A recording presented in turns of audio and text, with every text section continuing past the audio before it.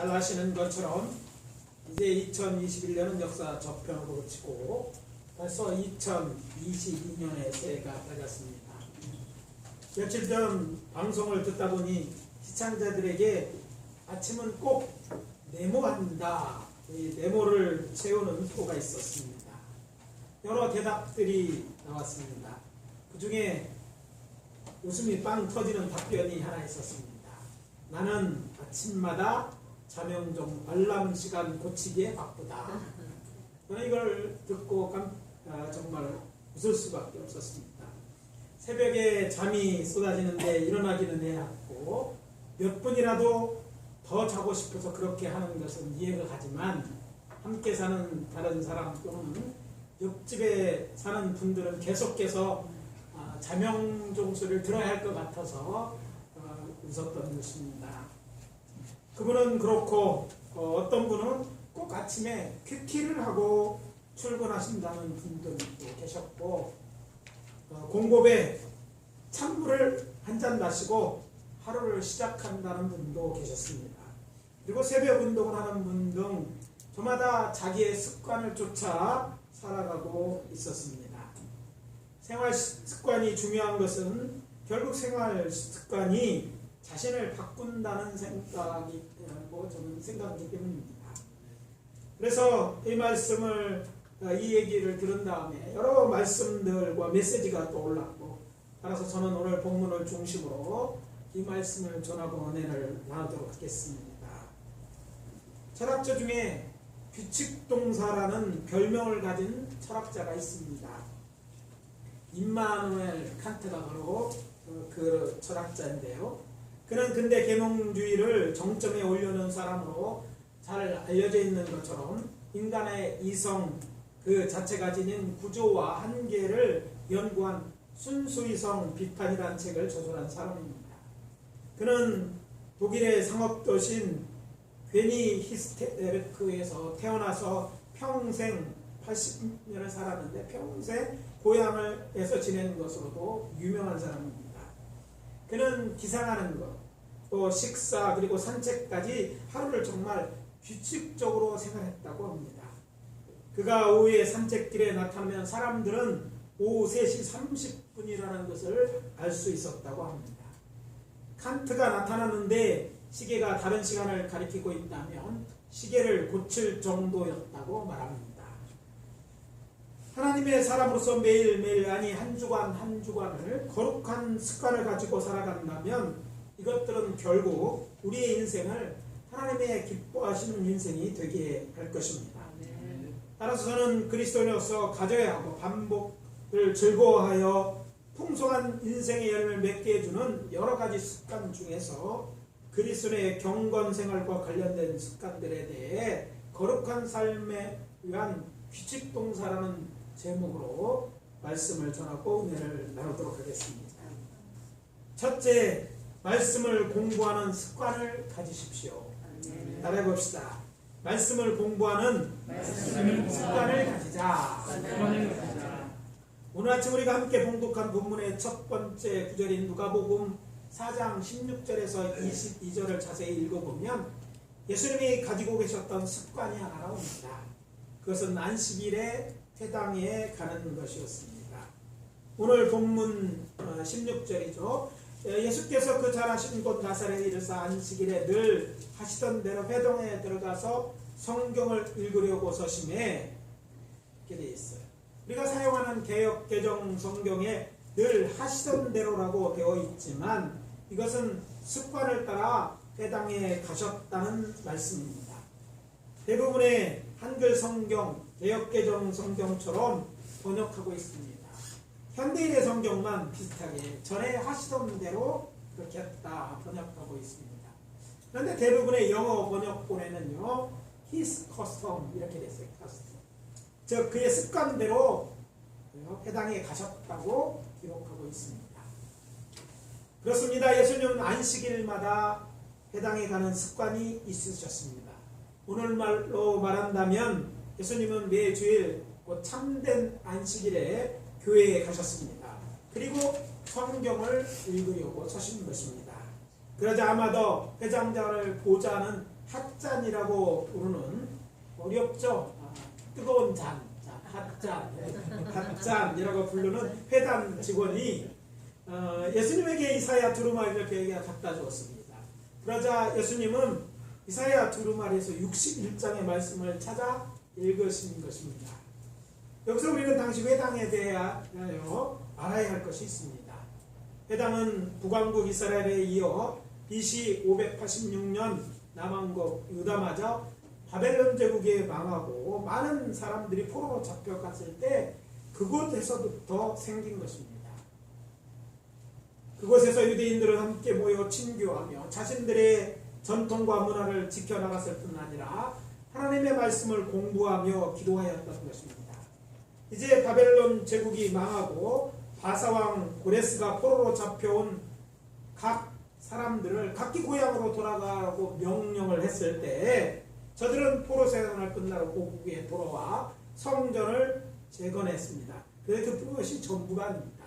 이전과 같이 회당을 만들고 그곳에 모여 하나님의 말씀을 배우고 기도하였다는 것입니다. 회당에서 성경은 4가지 방법으로 사용되어졌는데 읽혀지고 설교되고 알아들을 수 있도록 번역되고 기도에 사용되었습니다. 특히 안식일 회당 예배에 있어서 성경을 읽는 것은 주요한 부분이었는데 회당의 랍비가 참석했을 때는 본문에 대한 주의가 따랐습니다. 예수님께서 이런 전통을 따라 이사야서의 말씀을 찾아 읽고 읽은 말씀을 해석해 주신 것입니다.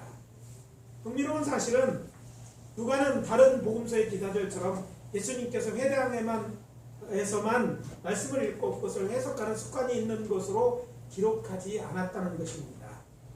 누가복음 2장 41절에 이하에 보면 예수님은 12살 때 해마다 예루살렘 성전에서 있었던 특별히 6월절에 올라가셔서 있었던 일을 기록함으로써 예수님께서는 성전에서 하나님의 말씀을 선생들 곧 랍비들 중에 앉으사 그들에게 듣기도 하시며 묻기도 하심으로 하나님 말씀을 공부하고 가르쳤음을 기록하고 있습니다.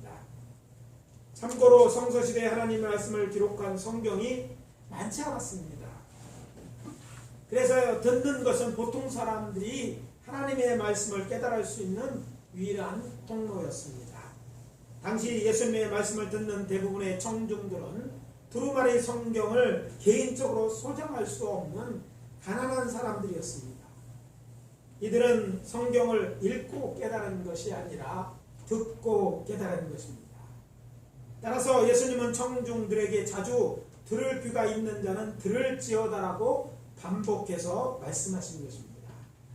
이런 의미에서 성수시대의 랍비들은 맹인보다 못 듣는 사람이 훨씬 비극적이다라고 가르쳤습니다. 이런 누가복음의 2군데에 기록된 말씀들을 정리하면 예수님에게는 예루살렘 성전이나 회당에서 하나님의 말씀을 읽고 강론하는 말씀을 듣거나 깨달은 말씀을 가르치는 습관이 있으셨다는 것을 알 수 있습니다. 요한복음 1장 2절과 14절에서 밝히고 있듯이 태초에 하나님과 함께 계셨던 말씀, 그 말씀이 육신이 되어 우리 가운데 거하신 하나님 아버지의 독생자신 예수님께서도 성전에서 또는 회당에서 하나님의 말씀을 읽고 들음으로 공부하고 가르치는 습관이 있었다는 것은 그리스도의 경건을 위하여 우리에게도 이런 습관이 필요함을 잘 보여줍니다. 사도 바울도 믿음의 아들인 디모데 목사에게 보낸 편지에서 그가 하나님의 집 곧 교회에서 어떻게 행해야 할 것인지 말하면서 경건에 대해 이야기합니다. 그때 이렇게 말합니다. 하나님의 말씀과 기도 거룩하여 지니라. 전통적으로 한국 교회는 예배 중심의 신앙이었습니다. 그래서 예배 참석을 의도적으로 강조했습니다. 예전에 교회에서 말하는 1등 신자가 누굽니까? 공예배에 모두 참석하는 사람입니다. 새벽 예배, 수요일 예배, 금요일 심야 예배, 주일 예배, 주일 저녁 예배 이렇게 따지면 적어도 7번은 참석하면 그것은 진짜 1등 신자였습니다. 그러다 보니까 한국교회 예상치 못했던 문제가 생겼습니다. 하나님 말씀을 듣기만 하는 신앙, 그것도 예배 보러 오는 신자들로 가득 차게 된 것입니다. 그냥 와서 듣고 가는 거예요. 듣고 가는데 얼마나 잘 듣고 가냐면, 듣고 나가면 불과 하루가 지나야 오늘 설교의 제목인지 잊어버립니다. 무슨 말씀하셨는지 기억 안 나고 좋은 말씀 들었지, 이 정도 생각하는 거예요. 그리고 전혀 그 말씀과 상관없는 삶을 사는 것이에요. 그래서 초대 예루살렘 교회 같지 않게 하나님 말씀을 잘 모르고 신앙생활하는 성도들이 늘어나게 된 것입니다. 그러다 보니 귀만 커졌지 그런 말씀대로 살지 않는 성도들이 되어서 교회에서의 삶과 가정이나 세상 속에서의 삶이 다른 신앙인들이 되었습니다. 오늘날 교회에 대한 따가운 시선은 예수님의 말씀이 잘못된 것이 아니에요. 가르침에 문제가 있는 것이 아니에요. 그대로 살지 않는 우리 신앙인들로부터 비롯된 것입니다. 뿐만 아니라 이단의 가르침에 대한 미혹의 큰 약점을 드러냈습니다. 오늘날 교회에 아이들이 없습니다. 청년들이 특히 없는데요. 안타까운 소식을 들었습니다. 전라도의 모 대학교들 얘기하면서 그 대학 학생들 대부분이 신천지 교인이다, 이런 얘기를 들었습니다. 많은 사람들이 신천지가 잘못됐다고, 왜 잘못됐는지 잘 몰라요. 왜? 그렇게 공부한 적이 없어서 그냥 미혹돼 따라가는 거예요. 그냥 아이들에게 교회만 나오면 돼, 이렇게 얘기했어요. 교회 가서 그냥 시간만 때우면 됩니다. 다른 건 몰라도 설교 시간만 나오면 된다고 생각해. 장관에서 듣고 주님 다 왔어요, 이렇게 출석만 하면 신앙이 다 되는 줄 알았어요. 말씀에 대한 묵상이나 살려는 노력 없이 그냥 그렇게 되면 축복할 거라고 믿었는데 그렇지 않겠다는 것이죠. 하나님의 말씀을 공부해서 잘 알게 되시기 바랍니다. 깨달은 말씀대로 살아가는 세상에서나 가정의 삶이 다르지 않는 경건하고 신앙심 깊은 성도들이 되어야 할 것입니다. 그래서 말씀드립니다. 사랑하는 성도 여러분, 하나님의 집으로 구별된 이곳에서 하나님의 말씀을 읽고 듣고 또 공부하는 곳으로 이것을 삼으시기 바랍니다. 그래서 하나님의 말씀 배우는, 이것도 공부하는 습관이 있으시기를 바랍니다. 새벽에 퀴트를 하고 하루를 시작하는 것도 좋습니다. 하루 한 장씩 읽는 것이 아니라 3장씩 읽고 주일에 5장을 읽으면 적어도 1년에 한 번은 성경을 통째로 전부 읽을 수 있어요. 신앙생활 10년, 20년 했는데 성경 한 번도 읽어본 적이 없다. 문제가 있습니다. 나는 10년 동안 신앙생활한 사람이야 라고 말하는 게 하지 마시고 나는 문제가 있다는 것을 아셔야 되는 거예요. 또 다른 사람에 비해 좀 더 시간을 낼 수 있다면 성경을 필사하는 것도 좋은 습관입니다. 그냥 쓰면서 읽으면 더 잘 들어오기 때문입니다. 그리고 교회에서 하는 여러 가지 성경 공부 프로그램에 동참하십시오. 아시는 것처럼 저는 주일 예배 후에 저녁 예배 대신 주일 오후에 여러 가지 성경 공부와 제자 훈련 프로그램을 운영해 오고 있습니다. 수요 예배 성도들이 그렇게 얘기하시는 얘기를 들었어요. 우리 교회 수요 예배는 대학원 세미나다. 예, 사실 제가 수요일도 성경 공부하는 시간으로 갔습니다. 여러분이 듣고 공부하는 것이 교제가 되고 심지어는 목사들도 그 말씀을 통해서 배우고 있습니다. 수준이 높아서 미안하지만 그래도 수준 있는 말씀을 들어야지 여러분 삶의 은혜가 됩니다. 성경을 깊이 알아야만 하나님을 깊이 알 수 있고 그래야지 그 삶에 그것을 적용할 수 있는 것입니다. 저의 목회 철학은 하나님의 말씀을 가르쳐 지키게 하는 것입니다. 그래서 저는 교회에서 성경을 가르치는 일을 적극적으로 해온 것입니다. 이제 와서 말이지만 저는 일하거나 연구하고 있지 않으면 가만히 앉아 있으면 조는 버릇이 있습니다. 예배 시간에 다른 분 설교한테도 좁니다.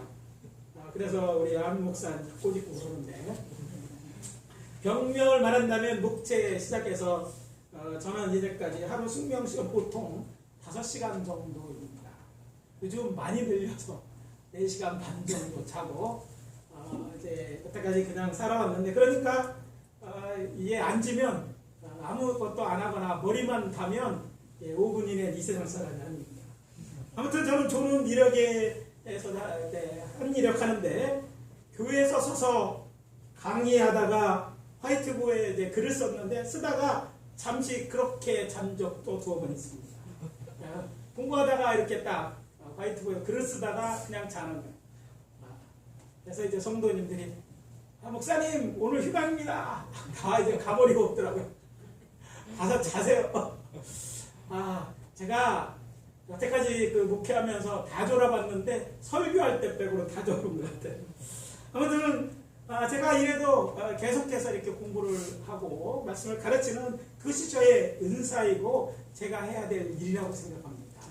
아시는 것처럼 제게 하나님의 주신 은혜는 하나님 말씀을 많이 공부할 수 있는 은혜를 주셨어요. 그래서 좋은 교수님 만나서 이제 오랫동안 공부할 수 있었고, 또 그것을 나눌 수 있게 돼서 제가 이 일을 하는 것입니다. 그것이 설교이든 아니면 강의든 시간 들여 준비한 것들입니다. 제가 그래서 그래도 박사가 아닙니까? 20여 년 동안 신학대학에서 신학생을 가르치는 교수가 아니었습니까? 그리고 10여 권의 교재를 만들었고, 그 중에 여러 권은 출판하지 않았습니까? 사실 지금이라도 대여섯 권은 좋게 한 달 내에 서점에 나오게 할 수도 있습니다. 준비되어 있죠. 저만 그런 것이 아니라 제 아내 안 목사 또한 한국에서 신학대학을 졸업하고 또 미국에서 교육학 그리고 선교학 석사를 공부했어요. 그것도 초등학교만 빼고 예전까지 모르셨겠지만 성적 장학생으로 공부한 최우수 학생으로 졸업한 학생입니다. 미국에서 우수한 학생으로 졸업하면 학생들의 이름을 학장 리스트라는 딘스 리스트라는 데 올려주는데 그 책에도 등재되어 있습니다. 제가 이런 말씀까지 드리는 것은 자랑하라는 것이 아니라 교회에서 배워도 충분하니까 다른 데 성경 공부한다 기웃거리지 말라고 드리는 거예요. 꼭 이렇게 얘기했는데 누가 성경 공부한다면 무료로 한다면 거기 공부하러 가서 빠집니다. 그래서 말씀드리는 거예요. 우리 교회에서 하는 모든 성도님의 프로그램은 공짜입니다. 제가 돈 받고 가르치는 게 아니에요. 여러분이 헌금 해주고 사례해 주신 거로 충분합니다. 여러분 교회에서 배우십시오. 제게 물어봐서 어떤 성경에 대해 물어서 답을 못 들은 분이 이 자리에 없을 줄 믿습니다. 아니 이런 소문이 있는 걸 목사님한테 질문하지 마라. 기본이 1시간에서 3시간이다. 자세히 설명해 드립니다. 교수가 설명하는 거예요. 그러니까 여러분이 어디 가서 듣는 것보다 목사님들도 배우러 오고 목사님도 가르치는 제가 하니까 여러분 들을만 하잖아요. 저는 그리고 하루 종일 거의 교회에 있지 않습니까? 아침에 새벽 예배 와서 들어서 밥 먹고 다시 출근해서 거의 9시까지 교회에 있으니까 여러분이 시간만 내세요. 여러분이 내면 개별 공부도 해드릴 수 있고 질문 언제든지 답해드릴 수 있습니다. 말씀을 제발 좀 궁금해하시고 알고 신앙생활 하시기를 바랍니다. 그래서 정말 여러분들이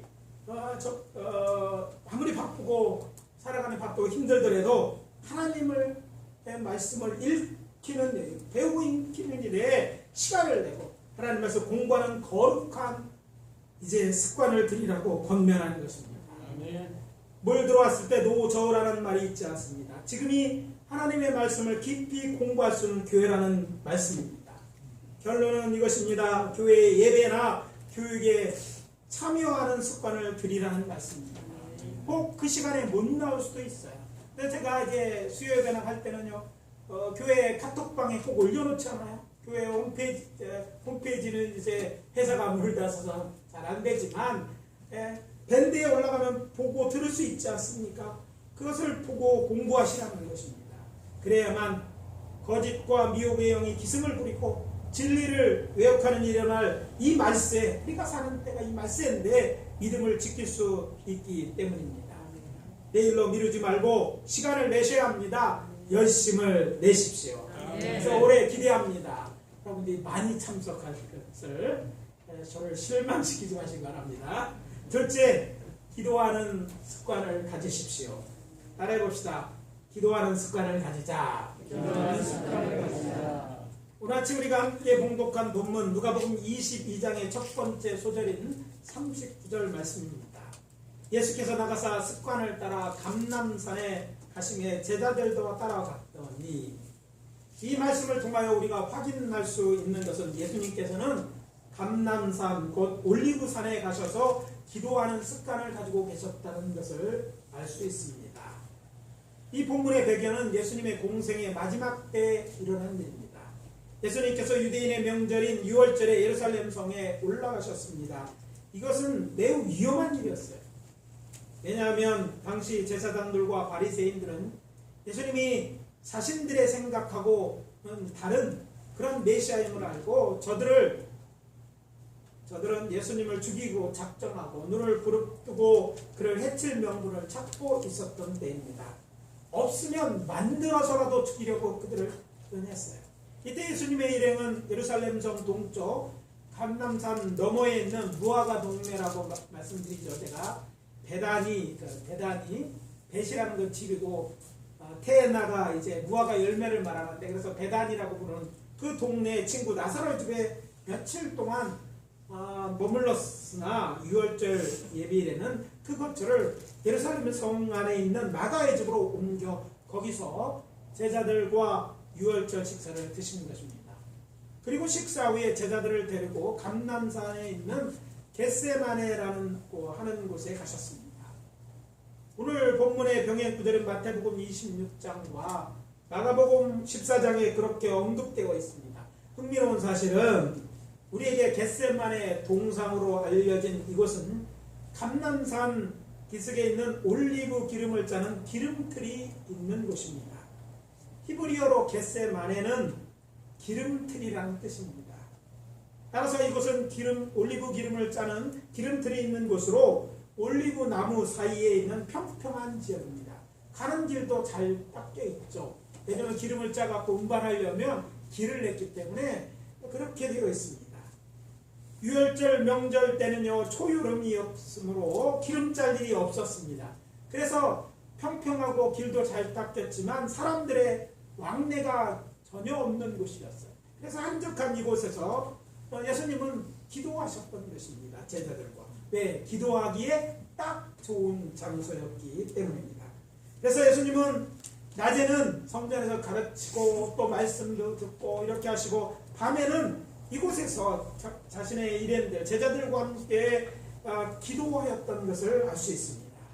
중요한 것은 겟세마네가 기도하기 좋은 장소가 아니라 예수님께서 명절에 예루살렘에 올라가실 때면 자주 밤에 제자들을 데리고 이곳에 가셔서 기도하셨다는 것입니다.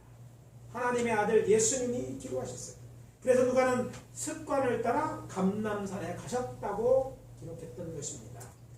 그리고 칠흑같이 어두운 새벽에 가룟 유다가 데려온 대제사장들과 성전 경비대장들과 장로들 무리가 예수님을 잡으러 왔는데 바로 겟세마네 이곳으로 왔다는 사실은 바로 예수님의 습관을 따라 이곳에 가서 기도했다는 확실한 증거입니다.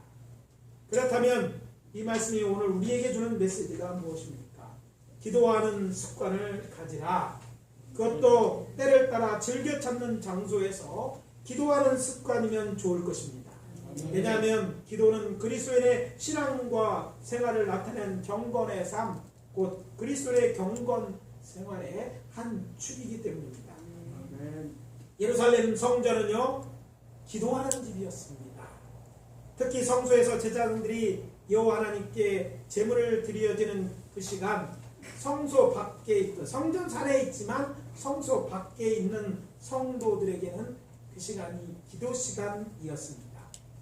성전에 번제가 드려지는 번제로 드려지는 번제물이 태우는 연기가 하늘로 올라가는 것처럼 이때 드려지는 기도도 하늘 아버지가 상달되었던 것입니다.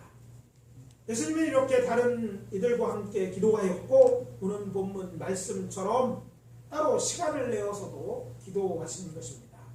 성전 문이 닫히고 사람들이 집에서 쉬다가 잠들 때 예수님과 제자들은 함께 감람산 겟세마네에서 기도하시다가 잠드신 것입니다. 그것이 습관이 되신 것이죠. 밤을 새워서 기도하는 기도를 뭐라고 그럽니까? 철야 기도하시. 예수님은 철야 기도하는 습관이 있으셨어요. 어떤 분이 그러더라. 누가 철야 기도를 만들어가 고생시키냐? 예, 여러분 고생시키려고 만든 게 아니라 예수님이 철야 기도하셔서 그 본을 따라서 철야 기도하는 것입니다. 2022년 하나님과 보다 깊은 교제를 위하여 여러분의 문제를 하나님께 아뢰고 도움을 받기 위해 주의전인 교회에 나와서 기도하는 습관을 가십시오. 사실 제가 장담하거든요.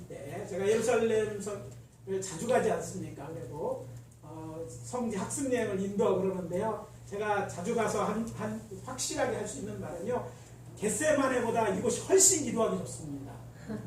아멘 안 하시네요. 왜 좋은가 볼까요? 이 교회는 제가 그랬잖아요. 누가 와서 기도해도 다른 교인들은 저는 기도하러 오시는 분들에게는 히터를 키시라고 해요.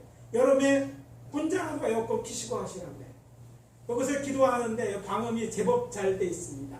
그 덕분에 옆에 또 4차선 있고 기찻길 옆이잖아요. 진짜 우리 정도 이렇게 기도하는 소리는 저 밑에 사람들을 깨울 수가 없어요. 시끄러운 소리에 익숙되어 있는 사람입니다. 그래서 이곳에서 부르짖어 기도해도 별로 관심을 기울인 사람이 없습니다. 예전은 더 심했어요. 소방서가 옆에 있었어요. 앰뷸런스가 사이렌 불고 나가면 동네 사람들이 다 깨우는 이렇게 소리 막 요란하잖아요. 이제 없어서 그렇긴 하지만 여전히 우리 교회는 여러분들이 마음 놓고 기도하는 곳, 여러분이 계신 곳이 기도할 수 있는 공간입니다. 여러분 우리 교회 들어오는 출입문 번호 다 알고 계시죠? 네, 2244 제 핸드폰 마지막 번호입니다. 누르고 들어오시고 문을 닫으시라고 꼭 그러죠? 닫고 기도하시면 아무도 상관하지 않습니다. 3층도 있어요. 2층에 기도하면 3층에 가서 입학해서 꼭 기도하십시오. 어떻게든지 여러분의 시간을 내서 기도하시기를, 기도하는 그런 습관을 가지시기를 부탁드립니다. 아멘. 고등학생 때 저희 집은 대전시 문창동에 있었습니다. 그래서 목동에 있는 대성고등학교에 가기 위해 집에서 걸어서 원동 사거리에서 버스를 타고 등교했습니다. 그런데 어느 날 많은 버스를 타고 가는 게 좀 불편하더라고요. 그래서 한번 걸어 봤더니 버스를 기다리고 타는 것이나 그냥 걸어가는 거 시간 차이가 얼마 되지 않는다는 것을 알았습니다. 사실 저는 중학교 3년 내내 대부분 걸어서 다녔습니다. 왜냐하면 학교를 가기 위해 버스를 2번 타야지 맞는데 타러 가는 시력이 아니라 반대 방향으로 걸어가서 버스를 타고 가야 되기 때문에 태미고개라는 곳을 넘어서 문화동에 중학교가 있었는데 제가 이 뺑뺑이 돌린 일기나 신설학교는 문화동에 있는 학교를 다녔는데 그래서 반쯤은 어차피 걸어가야 되는 거예요. 한 번만 타려면. 근데 거기서 조금만 더 걸어가면 학교이기 때문에 계속 이제 걸어다닌 것이죠. 아시는 것처럼 저와 저의 모친이었던 최정민 권사님은 새벽형 사람입니다. 새벽형 인간은 아침에 일찍 일어납니다. 아침에 일찍 입고 걸어가면 수희 아저씨가 대문을 따기 전에 도착합니다. 담 넘어 들어갈 때가 많아요. 워낙 새벽에 일어나길 어머님도 새벽 수업도 밥을 잘 해주셨기 때문에 제가 새벽마다 이렇게 걸어갔던 거예요. 그래서 고등학교 때도 학교를 걸어 다니기 시작했습니다. 근데 걸어가다 보니까 학교 가는 도중에 제가 다니던 교회가 있는 거예요. 대전 중앙 성결교회를 다녔는데 그 앞을 지나가는 것이었습니다. 그래서 어느 날 저는 매일 학교를 오가며 교회들로 기도하고 가고 올 때도 기도하고 오기로 결단하게 되었습니다. 아무튼 그때는요 하나님을 인격적으로 만나 뜨거웠던 때였습니다. 또 같은 동네에서 같은 학교에 다니는 믿음의 좋은 친구가 있어서 제 생각을 이야기해서 그렇게 둘이 하기로 하였습니다. 이후로 매일 학교를 오가면서 교회에서 기도하는 것이 습관이 된 것입니다. 언제나 교회 대문은 열려 있었지만 1층의 예배당 출입문은 잠겨 있었습니다. 그래서 아침에 마당 안에 있는 정원에 걸터 앉아 잠깐 기도하고 학교에 갔습니다. 그렇지만 오후에 학교에서 올 때는 교회 사찰 집사님이 저희들을 위하여 언제나 저희들이 가면 예배당 문을 열어주셨어요. 저희들이 평소에 그 사찰 집사님 도와서 교회 굳은 일을 많이 했거든요. 그러니까 저희들이 기도하는 걸 아시고 예배당 문을 열어주셔서 저희들을 들어가서 기도할 수 있게 해주신 거예요. 그래서 마음 놓고 기도했습니다. 지금 생각해보니 이런 기도 습관이 하나님을 기쁘시게 한 것 같습니다. 그리고 그것이 저를 성숙시키고 하나님 은혜 안에 살게 하고 하나님의 축복을 누리는 통로가 되었다고 감히 말할 수 있습니다. 지금 저와 그 친구는 둘 다 목사가 되어서 주님의 몸된 교회를 섬기고 있습니다. 그 친구가 50년 지기 중마고의 친구는 남원에 있는 감성교회 담임하는 그 심원봉 목사였어요. 그래서 아침에 학교 갈 때 들러서 기도하고 올 때 교회에서 기도하고 이렇게 살았는데 그것이 저희 신앙을 붙들어 줬을 뿐 아니라 영적으로 큰 은혜를 경험하게 하신 것입니다. 그래서 권면합니다. 올해는 여러분도 기도하는 습관을 들이시기 바랍니다. 아멘. 하나님과 단둘이 연애하는 시간을 가지라는 말씀입니다. 아멘. 그것이 새벽에 일어나 거실에 나와 먼저 기도하는 습관이든지 아니면 기도로 하루를 마감하는 습관을 들이십시오. 이 중에서는 제가 믿기로는 하루 3번씩은 꼭 기도할 거라고 생각해요. 기도할 때, 식사 기도할 때, 아침, 점심, 저녁. 그것도 안 하세요? 대답이 없는 거 표정 때문에. 그런데 그 기도만으로 충분하지 않습니다. 그래서 여러분 기도하고 출근하든지 학교에 가는 것도 좋고요. 예수님처럼 일주에 하루는 하룻밤에는 때를 따라서 가끔 가다는 교회에 나와서 일정 기간 기도하는 습관을 가지시길 바랍니다. 여러분 문제가 있습니다. 문제 없는 사람이 누가 있겠습니까?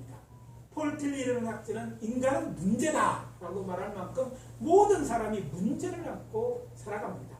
그런데 이 문제 가운데 나를 돕는 건 내 자신이 능력에 한계가 있고 주변 사람도 한계가 있습니다. 그러나 하나님은 전지전능하신 분입니다. 그 하나님 앞에 나와 도움을 청하십시오. 저에게 전화해서 기도해 달라고 하는 것, 기도 제목을 내는 것도 잘하는 일이시지만 여러분이 간절히 기도할 때 여러분은 속에서 여러분의 눈에 보이지 않는 하나님이 여러분의 삶 속에서 하나님이 나를 얼마나 사랑하시는지 정말 살아계신지를 경험하게 될 것입니다. 우리는 그런 하나님과의 그런 놀라운 기도를 통해서 만나는 그런 그 경험이 있는 하나님을 경험하는 것이 여러분의 인생에 되어지고 정말 기쁨이 되어지기를 예수 그리스도 이름으로 축원합니다. 오늘 말씀을 두 마디로 마무리합니다. 말씀을 공부하는 습관을 가지십시오. 기도하는 습관을 가지십시오. 꼭 그렇게 하시기 바랍니다. 그래서 2022년은 이전보다 더 경건한 하나님의 사람이 되어서 우리의 하늘 아버지 하나님을 기쁘게 해드리는 저와 여러분들이 다 계시기를 예수 그리스도의 이름으로 축원합니다. 기도합니다. 아버지 하나님의 은혜를 감사합니다. 2022년 우리가 이렇게 하나님 앞 말씀을 듣고 예배함으로 시작하신 것을 감사를 드립니다. 아버지 하나님이여 거룩한 삶을 위한 규칙 동사 아버지 하나님 말씀을 공부하고 기도하는 그런 저희들이 되어지게 하시고 그것이 습관이 되게 도와 주시옵소서. 예수 그리스도의 이름으로 기도합니다. 아멘.